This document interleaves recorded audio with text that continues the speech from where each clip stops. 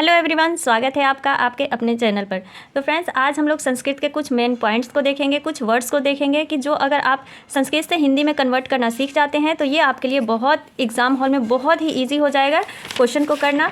कुछ हम लोग टैग वर्ड्स भी देखेंगे, नेगेटिव पॉजिटिव, और एक दो हम लोग प्रश्नों को भी देखेंगे कि किस प्रकार से हम प्रश्नों को हल कर सकते हैं टैग वर्ड के जरिए, कैसे हम उसको अलग करके आंसर तक पहुँच सकते हैं।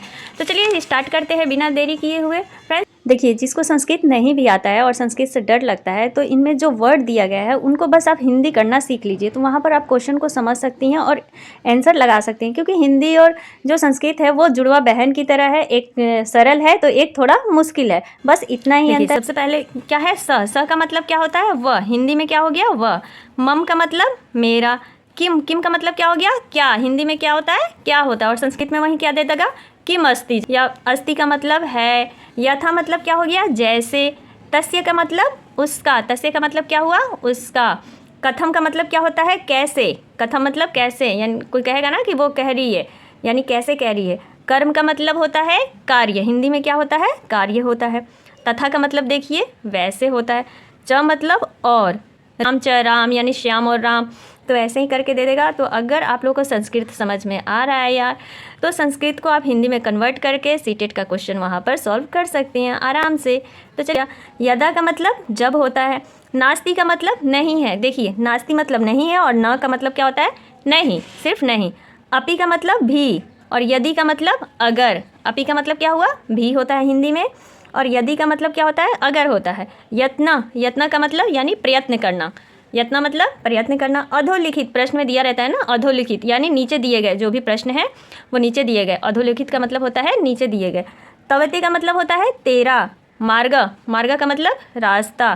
तहिम का मतलब क्या हो गया, तो। तहिम का मतलब क्या होता है, तो। और अदय का मतलब क्या हुआ, आज। तो ये बस 20-22 जो शब्द है, अगर आप उसको हिंदी में कन्वर्ट करना सीख लेती हैं तो वहाँ पर प्रश्न को हिंदी में करना आपके लिए ईजी हो जाएगा। तो चलिए आगे हम लोग नेगेटिव और पॉजिटिव वर्ड को समझते हैं।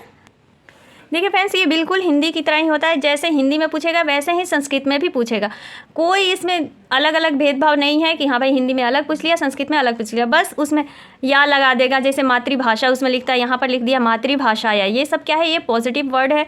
बहुभाषिकता हो गया, मातृभाषाया हो गया। जहाँ पर ये दिया हुआ रहे या जिस रूप में ये बच्चों को सिखाया जा रहा है, तो ये क्या होता है, ये महत्वपूर्ण संसाधन के रूप में इनको देखना है, ना कि समस्या के रूप में, ना कि इनको मतलब किसी बाधा के रूप में देखना है। मातृभाषा और बहुभाषिकता को किसके रूप में देखना है, तो महत्वपूर्ण संसाधन के रूप में देखना है। जैसे कहीं पर हिंदी में दे देता है विभिन्न, लेकिन संस्कृत में वहीं क्या दे देगा, विविध दे देगा। विविध गतिविधियाँ, जहाँ पर अनेकों प्रकार की गतिविधि करके बच्चों को सिखाया जा रहा है। तो ये सब क्या होता है, ये पॉजिटिव टैग वर्ड होता है, जो कि आपको ऑप्शंस में अगर दिख जाए तो वो ऑप्शन सही होता है। जहाँ पर बच्चों को अवसर दिया जा रहा है, अवसर। रचनात्मक कक्षाएं, जहाँ पर मतलब रचनात्मक कक्षाएं चल रही हो, यानी निष्क्रिय होकर के कक्षा नहीं चल रही हो, जहाँ पर बच्चे प्रश्न पूछ रहे हैं, बच्चों को प्रोत्साहन किया जा रहा है, या बच्चे अपने तरीके से सीख रहे हैं, करके सीख रहे हैं, तो वो सब क्या होती है, वो सब रचनात्मक कक्षा होती है। प्रोत्साहनम, हिंदी में भी होता है प्रोत्साहन, और संस्कृत में क्या दे दिया, प्रोत्साहनम दे दिया। छात्र केंद्रित हो गया। ये सब क्या है, पॉजिटिव वर्ड है। जहाँ बच्चा केंद्रित है, मतलब बच्चे के इर्द गिर्द ही सारी जो शिक्षा दी जा रही है वो बच्चे के इर्द गिर्द ही घूम रही है। त्रुटि नाम महत्वपूर्ण, यानी बच्चों की जो गलतियां हैं उसको क्या दिया जा रहा है, महत्वपूर्ण दिया जा रहा है। वहाँ पर उसकी गलतियों को निकाला नहीं जा रहा है, बल्कि उसकी गलतियों को भी महत्वपूर्ण माना जा रहा है, क्योंकि बच्चा गलती करके ही सीखता है। हर कोई गलती करके सीखता है, हम लोगों से भी गलती हो सकती है, तो वही बात है। और अगर कुछ गलती हो जाए तो क्षमा भी कर दीजिएगा। समावेशी कक्षा या समावेशी, जहाँ पर शिक्षा दी जा रही हो, इससे भी क्या होता है कि बच्चा सीखता है, और जो स्कूल का वातावरण है वो समावेशी बनता है, जहाँ पर एक से अनेक प्रकार के बच्चे सीख रहे हों, वो समावेशी कक्षा हो गई। हस्तपरक अनुभव, जहाँ बच्चे खुद करके सीख रहे हों, हस्तपरक अनुभव यानी अपने से करके सीख रहे हैं, वो सब क्या हो गया, वो भी पॉजिटिव वर्ड में आ गया। जिज्ञासा, जहाँ बच्चे जिज्ञासु हो, प्रश्न पूछ रहे हो, जहाँ बच्चे जिस स्कूल में जिस कक्षा में बच्चे प्रश्न पूछते हैं ज़्यादा, वो क्या होता है, वो कक्षा जो होता है मतलब प्रोत्साहित होता है। वहाँ पर बच्चे एक्टिव रहते हैं और सक्रिय रूप से सीखते हैं।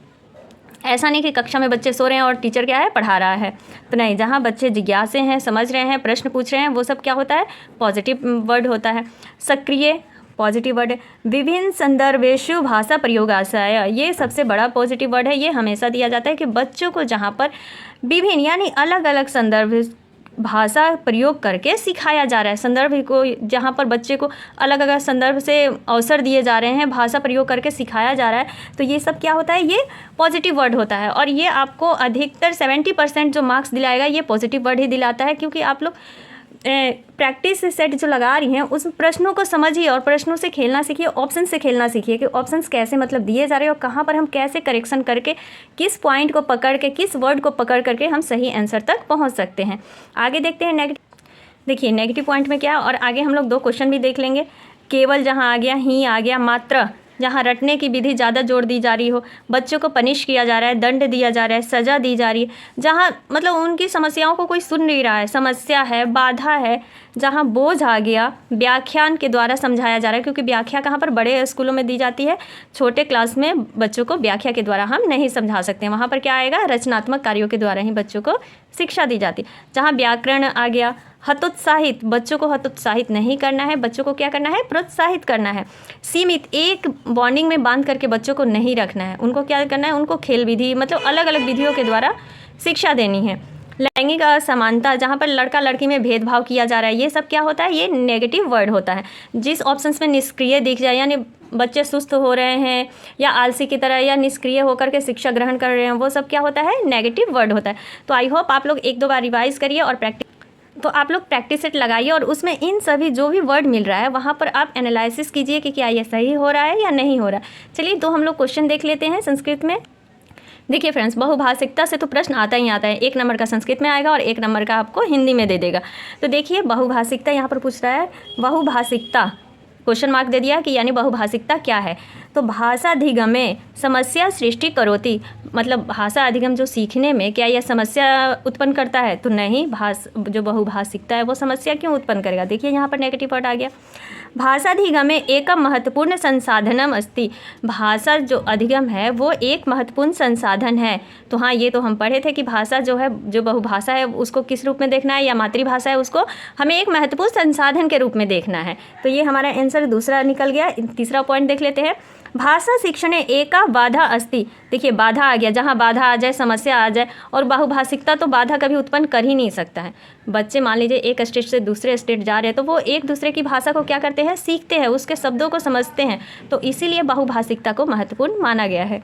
अगला पॉइंट क्या है, भाषा संसाधनम कृते प्रमादकारी, जो भाषा संसाधन है क्या वो परेशान करता है, प्रमादकारी मतलब इरिटेट यानी परेशानी लाना, तो नहीं, प्रमादकारी नहीं होता है।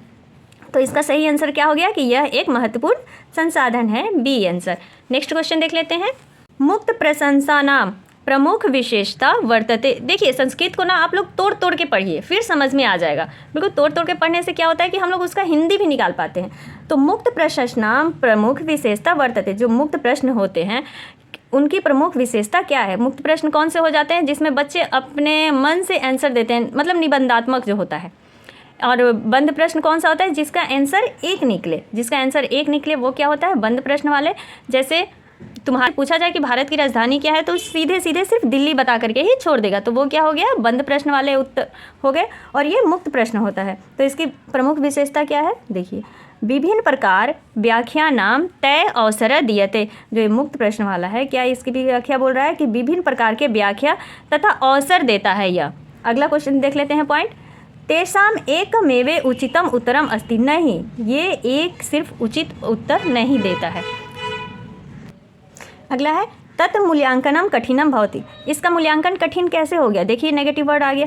एकम उचितम उत्तरम, एकमेव कैसे, एक नहीं, मुक्त प्रश्न वाला है, तो वहाँ पर बच्चा क्या करेगा, वहाँ पर बहुत सारे प्रश्नों यानी बहुत सारी क्रिएटिविटी कर करके उत्तर लाएगा। तो इसका क्या हो गया कि विभिन्न प्रकार से व्याख्या करने का अवसर दिया जाता है मुक्त प्रश्न वाले में। तो इसका क्या हो गया आंसर, ए सही हो गया। तो आई होप आप लोगों को समझ में आ गया होगा कि किस प्रकार से प्रश्न पूछे जाते हैं। आप लोग जो मुख्य टॉपिक है उसको आप लोग अच्छी तरह से 2 से 3 बार देखते रहिए, क्योंकि अब एग्ज़ाम नज़दीक आ गया है।